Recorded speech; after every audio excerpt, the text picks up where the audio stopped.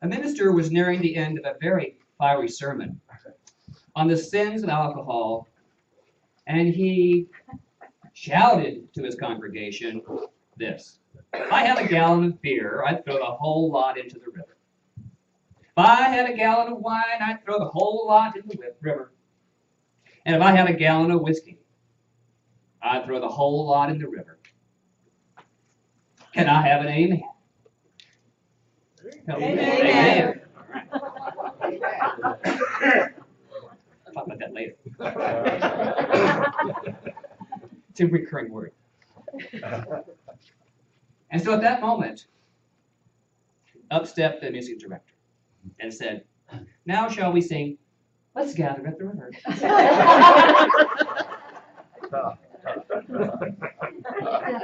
Why not? Amen. Amen. You're getting it. See, you're getting it.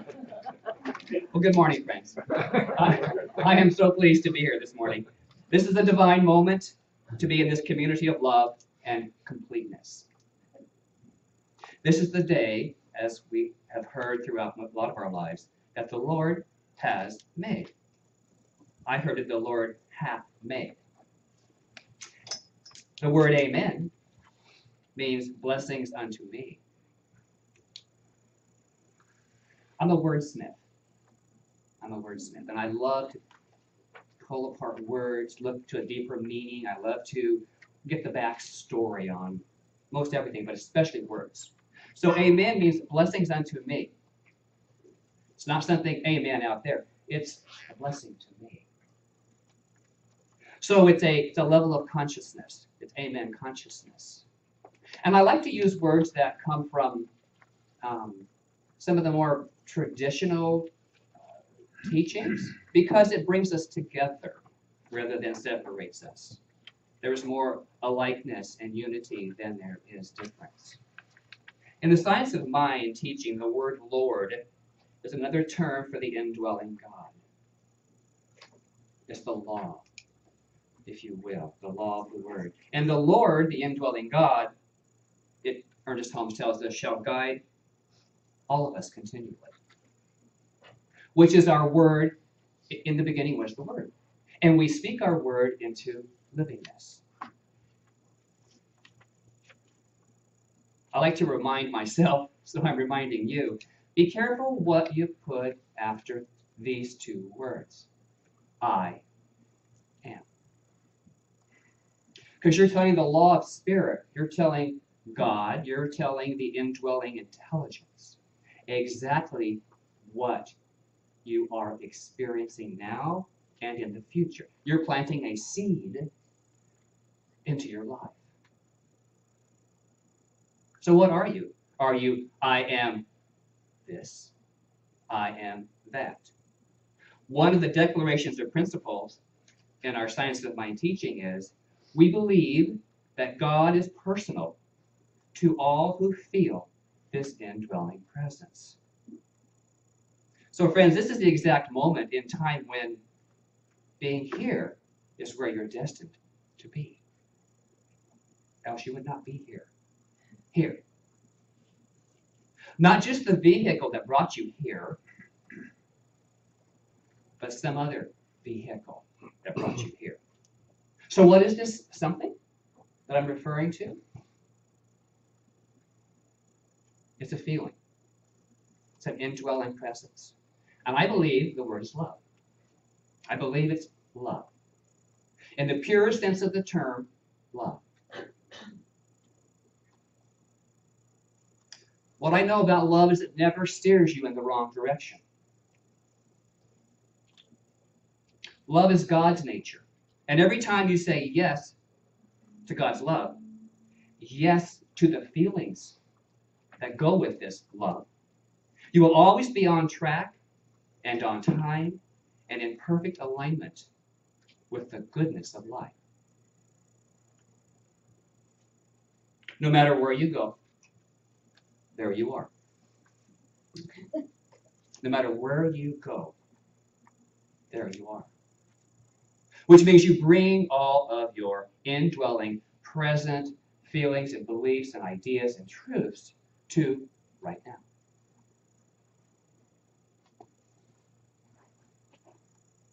Our founder, Dr. Ernest Holmes, tells us in The Science of Mind, you are surrounded by God, creative mind, which receives the direct impress of your thought and goes to create out of that idea. You are surrounded by God, creative mind, which receives the direct impress of your thought and goes to create out of that idea. My question today is, are you creating from love? This month is Love Month, isn't it? Valentine's Day is coming up Saturday. Now, are you the kind of person that tells yourself, oh, it's just another greeting card holiday? There's lots of greeting cards. I bought a few already. Or, I refuse to get caught up in the commercialism of all of this. And this may be your thoughts. But what are you telling Spirit?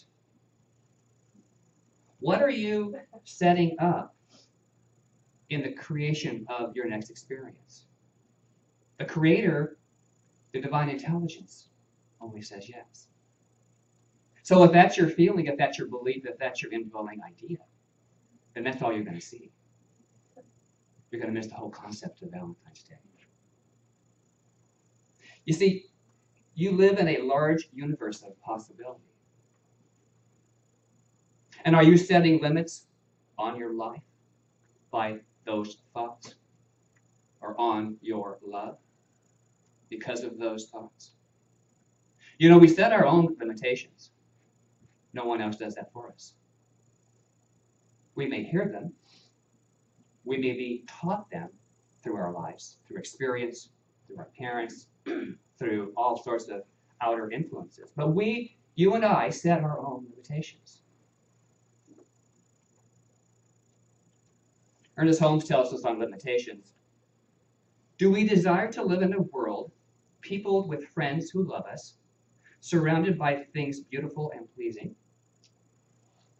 There is but one way, and this way is as certain as the sun shines, or today as the rain falls. Daily we must control all thought that denies the real, and affirm the divine presence within us. Then, as the mist disappears before the sun, so shall adversity melt before the shining radiance of our exalted thought. Love that. Our exalted thought. Do you feel you're worthy of exalted thought? That's the question I ask myself. Exalted, what's that? Is that better than? No, it's the real than. It's the real. It's the reality, the perfect, our truth. So just for a moment, I would like you to use your imaginations. And I invite you to imagine a vast storehouse. Now, over the main doors, huge doors, it says, your blessings. Can you see that? Okay. So you open the doors and you step inside. And once inside, you see row after row after row, and of these storage boxes, and there's no end to the rows. And they're alphabetized. And so you go to the one labeled your last name initial, and you search and you search, and sure enough, there you are. There you are. Now inside those bins contain all the love and all the blessings not yet claimed.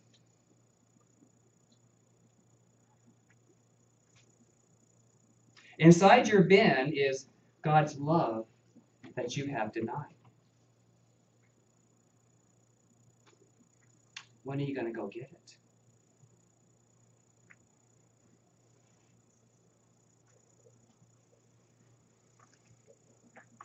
One of my favorite books. Thank you, Dr. Carol. She passes on such wonderful reads to me.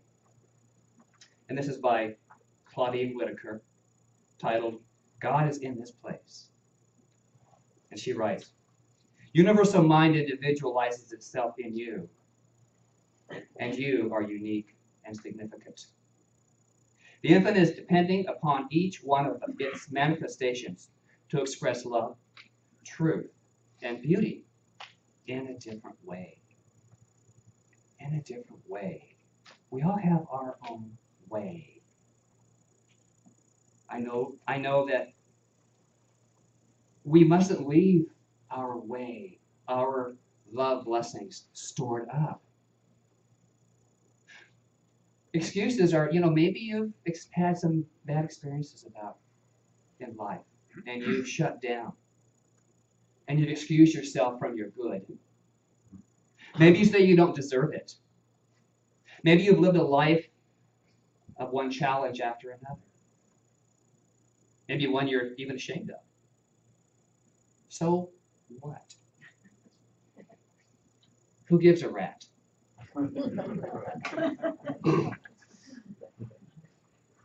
Those were then. Challenges are like sandpaper on wood. The more you sand, the smoother it gets. It's revealing something out of the experience. It's smoothing it. So say with me. Those experiences I've had are history. They are not mine to bear. And beginning right now, I am moving into my storehouse. Accepting my blessings. And my good. Amen. Friends, to live a larger life, allow the feeling of love. Whatever you feel God's love is to you. And allow it to awash your senses.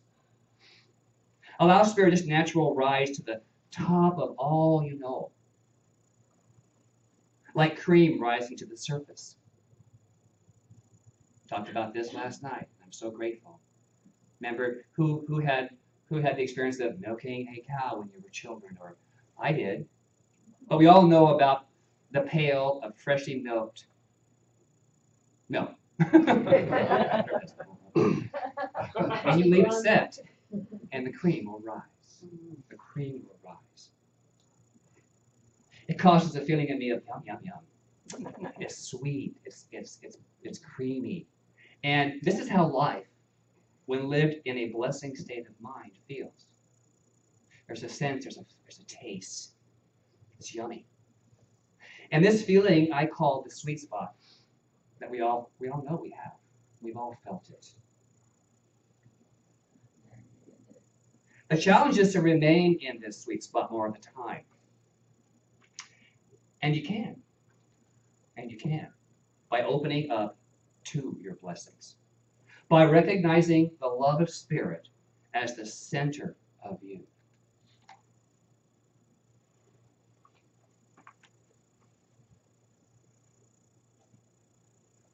Last Wednesday, I had the wonderful pleasure of being in the Heart Math class. And I didn't know what I was getting into. But it said heart, and it said math, and I kind of like both of those things. And what I want to share with you today, thank you, Linda Fleischman, is this. It's about the heart. In the fetus, the heart is formed before the brain and self-initiates its own heartbeat. Did you know that? I didn't know that. The heart has its own independent nervous system. The brain in the heart has about 40,000 neurons. The heart is in constant communication with the brain, but makes its own decisions. Scientific evidence shows that the heart sends us emotional and intuitive signals to help govern our lives. Positive emotions such as happiness, appreciation, compassion, care, and love improve hormone balance and immune system response, and immediately shift the heart rhythm. Don't you love that? Speaking of love, the heart generates the largest electromagnetic field.